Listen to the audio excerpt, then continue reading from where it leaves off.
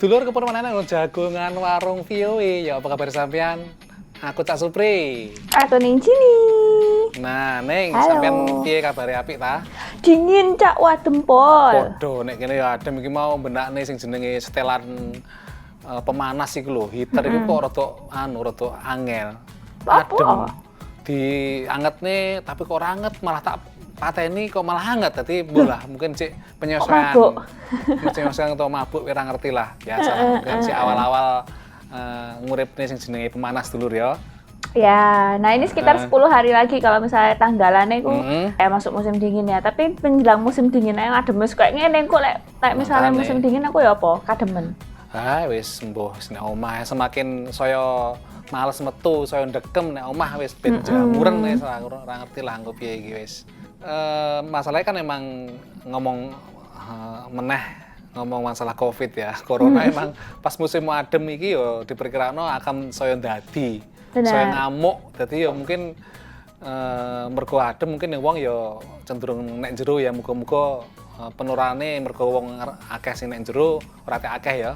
Aku tuh penasaran ya Cak ya, lek misalnya kita nonton film iku lak saiki sik akeh film sing gurung mari ditonton tak tonton ya. Lek misalnya nonton nang TV ku sik ono ae sing diputer.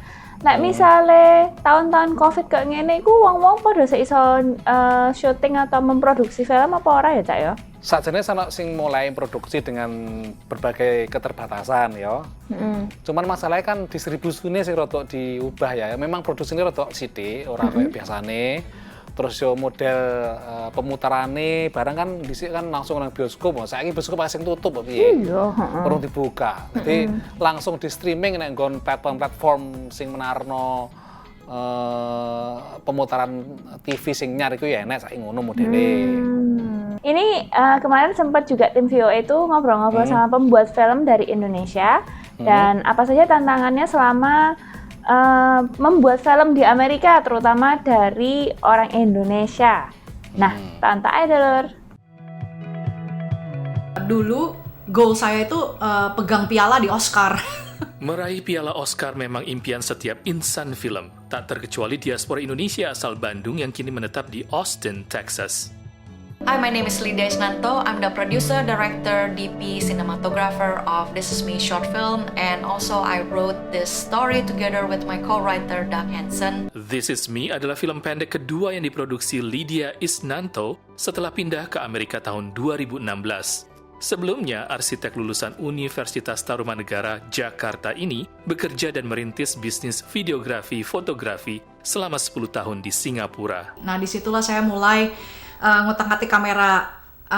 Dulu kerjainnya banyakan wedding, korporat. This Is Me diproduksi Lydia saat menempuh pendidikan di Austin School of Film. Jadi This Is Me itu kan it's a story dari cerita dari seorang CEO ya. So she is a very strong woman kan. Tapi di balik her strength itu there is a lot of voices kan yang dia hear. Voices itu represent dia punya struggle. I believe kita itu dalam satu point in our life pasti ada mental health problem. Movie ini tuh sebenarnya menceritakan gimana there is so power in the acceptance. Film ini telah memperoleh lebih dari 20 penghargaan dan nominasi.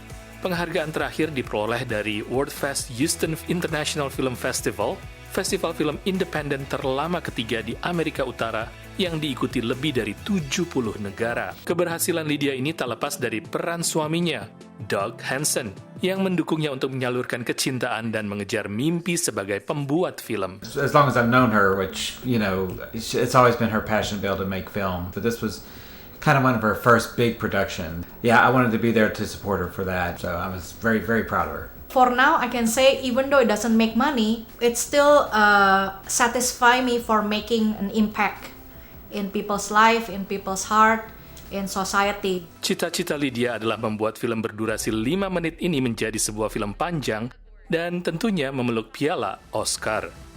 Dari Washington DC, Zulfian Bakar dan Nia Iman Santoso, VOA.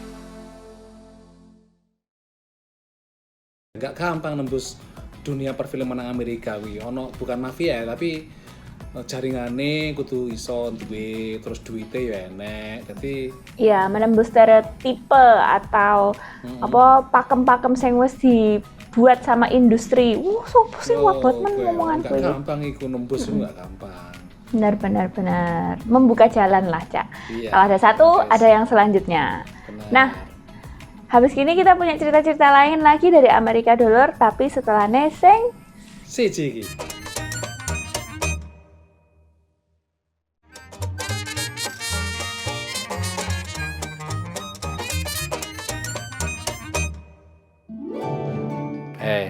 Wah enaknya sampean ngombe kopi iku. Ayo aku ngombe apa? Aku mau apa teh atau payung putih kuwi.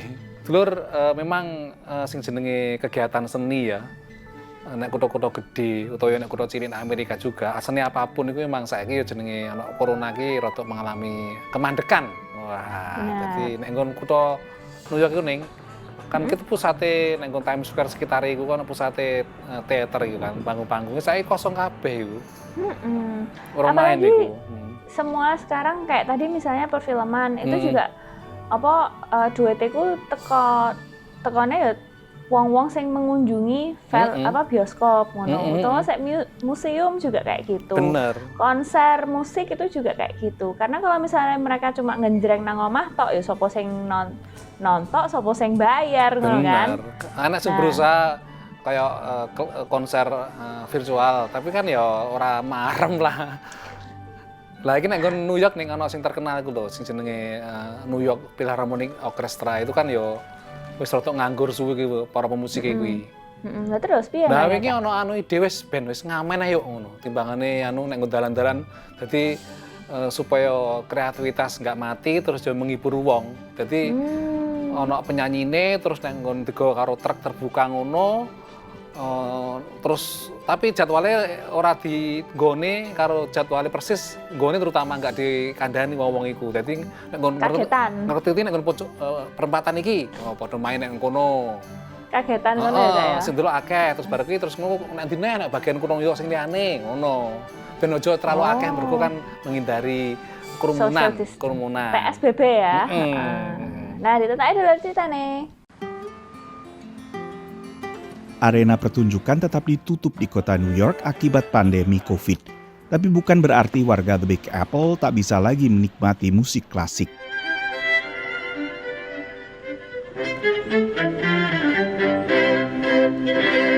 The New York Philharmonic yang telah berdiri hampir 2 abad membawa musik mereka ke jalanan. Setelah berbulan-bulan hanya bermain di rumah saja, para musisi senang bisa bermain untuk orang lain.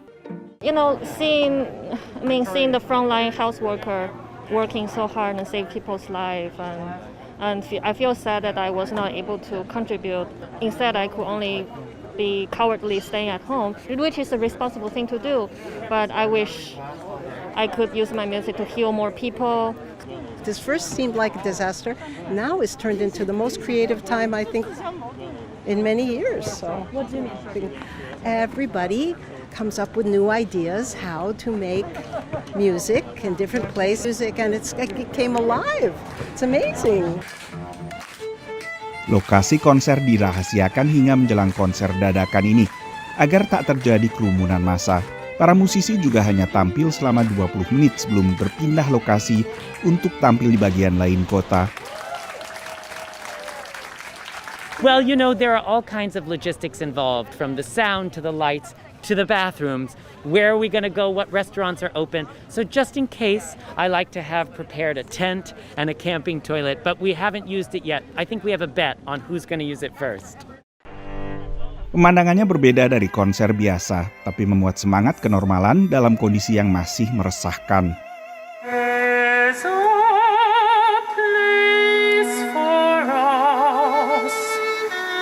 I haven't heard live music or heard singing like that in a very long time, and it feels surreal and it's really, really moving. I'm very grateful for such high art, such extreme talent to just be on the street corner. It's very humbling. We feel so lucky that we just walked out of the store and saw this wonderful performance. What do you think? I feel like New York is going to come back. I think it's wonderful to have both the great halls and these individual connections. When we're in the Met, when we're in the New York Philharmonic, we don't see the faces, we don't see the tears in their eyes, we don't see the joy on their faces in the way we do here, and that can change how we make music. So we must have both. Dari Washington DC, saya Nova Purwadi dan tim VOA. Bareng engko sampean aku ngobrol-ngobrol nih karo wong bule wong Amerika iki Mbak Andrea Decker. Iki untuk pengalaman sih menarik iki. Dadi wingi iku melok kelas menembang virtual dan suaranya apik iku. Suara nembang Jawa. Terus ternyata dhek duwe iku pengalaman pernah yang Jawa Timur terutama Surabaya dan sekitar iku meneliti musik dangdut koplo iki lho ning. Loh, Iya. Waduh, sangar ya, Cak, ya? Basa Indonesia api, basa Jawa api. Terus dhek ya kuwi menerapkan penelitian yang partisipan. Dhek kadang-kadang ya dadi penyanyi dangdut disawer barang. Loh. Nah, menarik toh. Aku tak jak ngobrol. Ya. Bar sing siji gitu lho.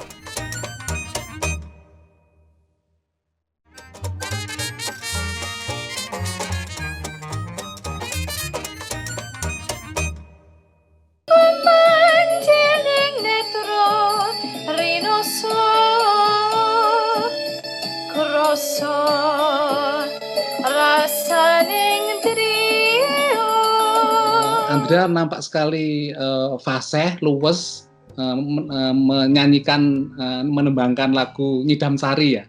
Nah, itu gimana? Susah atau enggak sih belajar nembang Jawa itu? Oh ya, menurut saya sih belajar langgam Jawa itu ya lumayan susah sebetulnya, tapi kurang susah dibandingkan belajar nyinden atau sebetulnya belajar dangdut menurut saya. Kalau belajar jengkoknya dangdut karena cepat sekali dan ya itu bagi saya lebih susah lagi. Jadi kalau belajar langgam Jawa harus mendengarkan lagunya berulang kali dan lama-lama bisa. Nah, kenapa kemarin Andrea memilih lagu Nyidam Sari? Nyidam Sari sebetulnya karena saya sudah pernah belajar lagu Nyidam Sari di Jawa Timur. Nyidam Sari dan Wuyung. Jadi sudah terbiasa terus terang. Tapi juga karena lagu itu, dulu saya tinggal di daerah Pasar Kembang, dekat Pasar Bunga di Surabaya, di pusat kota. Dan di sana ada ya Pasar Bunga, dan saya sangat suka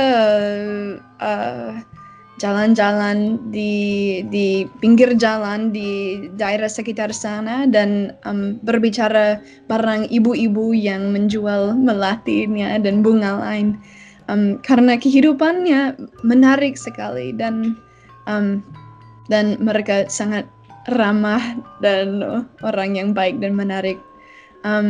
Jadi karena saya berpikir tentang pengalaman itu, saya selalu teringat dari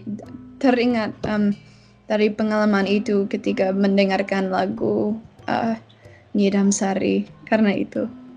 Nah, kemarin kan ikut nembang Jawa virtual itu pertama kali ya yang dialami oleh Andrea ya? Pertama kali.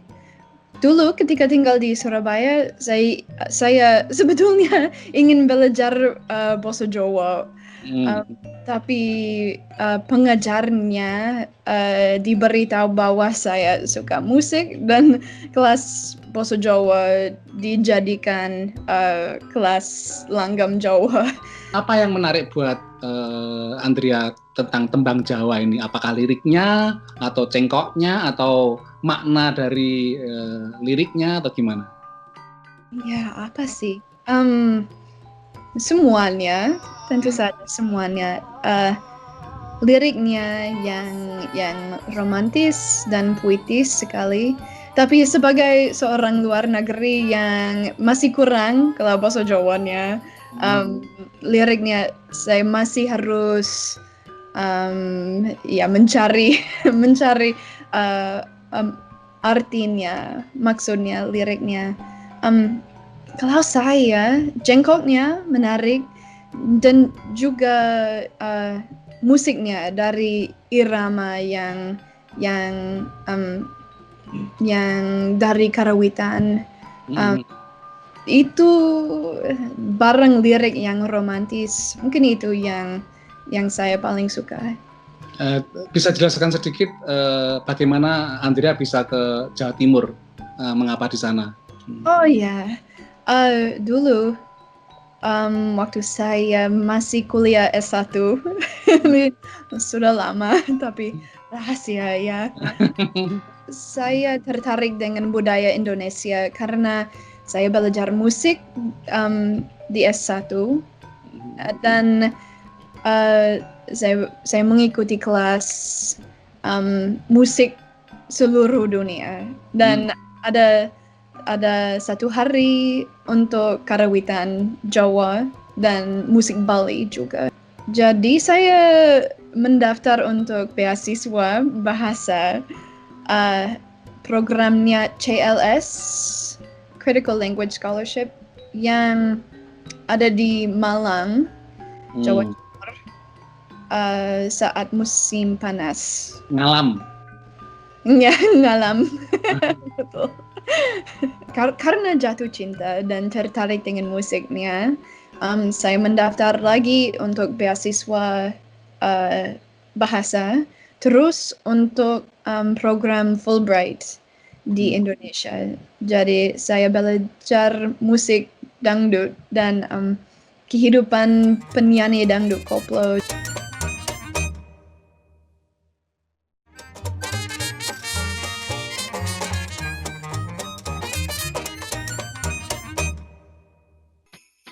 Ya Ning.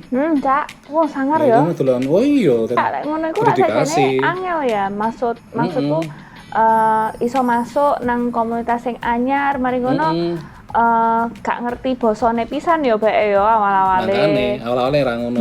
Terus walaupun misalnya udah ngomong, oh aku ngerti oh, tapi masih oleh misalnya wis kadung ketemu wong sing anyar, musiknya anyar, tak bingung dhewe pisan. Nah, kita tonton kayak apa deh pengalamannya manggung karo salah sijine kuwi ya, grup termasuk grup sing utama nek Jawa Timur sing mengembangkan musik koplo gitu.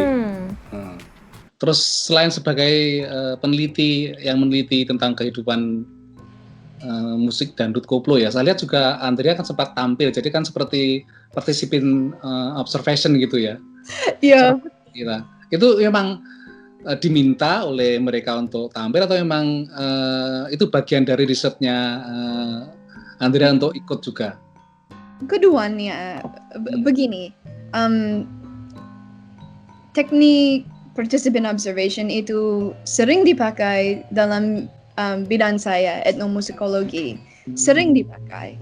Jadi ketika saya menulis proposal disertasi, itu memang bagian dari teknik saya. Tapi saya tidak bisa membayangkan